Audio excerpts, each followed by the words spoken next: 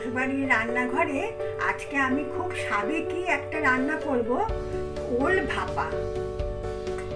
আমি কিভাবে করি একটু দেখুন প্লিজ।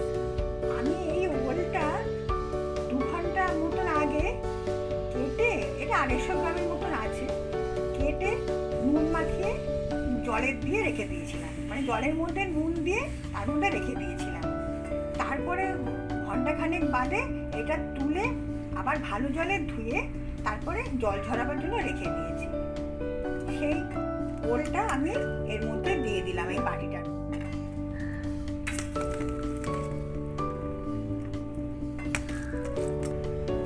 আমি এই কৌটোটার মধ্যে, টিফিন কৌটোটার মধ্যে একটু তেল মাখিয়ে রেখে দিয়েছিলাম, সর্ষের তেল মাখিয়ে রেখে দিয়েছিলাম। এর মধ্যে আমি দিচ্ছি পোস্ত বাটা। এই পোস্তটা কাঁচা লঙ্কা, সর্ষের তেল আর নুন দিয়ে মাখা।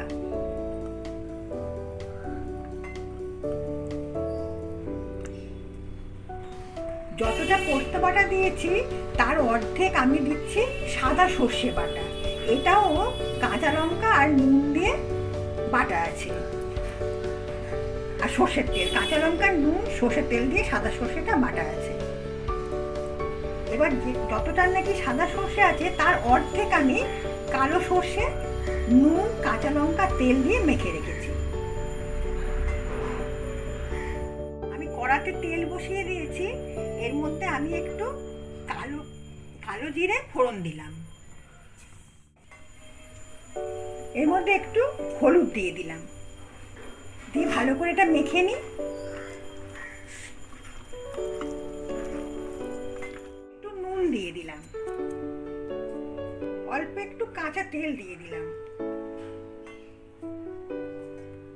আমি তেলের মধ্যে যে কালো জিরেটা দিয়েছিলাম সেটা ভাজা হয়ে গেছে, সেইটা আমি এই ওলটার মধ্যে দিয়ে দিলাম। এতে একটু তেল বেশিই লাগে।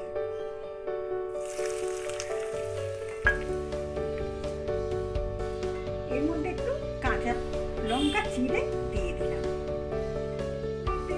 কড়া বসিয়ে তাতে আমি নুন গরম করতে দিয়েছি, নুনটা একদম গরম হয়ে গেছে। এর মধ্যে আমি ওই ওলের বাটিটা আমি বসিয়ে দিলাম, এই নুনের মধ্যে ওলের বাটিটা বসিয়ে দিলাম, মাখা ওলের বাটিটা। এবার আমি এটা চাপা দিয়ে দিলাম। 5 মিনিট গ্যাসটা বাড়ানো থাকবে, তারপরে আমি 10 মিনিট কম আঁচে রেখে তারপরে খুলব। 45 মিনিট হয়ে গেছে, এবার আমি এটা খুলে দিচ্ছি। গ্যাসটা নিভিয়ে দিলাম, দিয়ে এটা নামিয়ে দিচ্ছি। ওল ভাপা রেডি। আমি মাঝে একবার 10 মিনিট বেশি আঁচে দিয়ে আর 15 মিনিট কম আঁচে দিয়ে এসে দেখেছিলাম, তখন একটু সেদ্ধটা কম হয়েছিল। এখন আমি আরও 20 মিনিট বাদে এসে দেখলাম সেদ্ধ হয়ে গেছে। দেখুন, ওল ভাপা রেডি।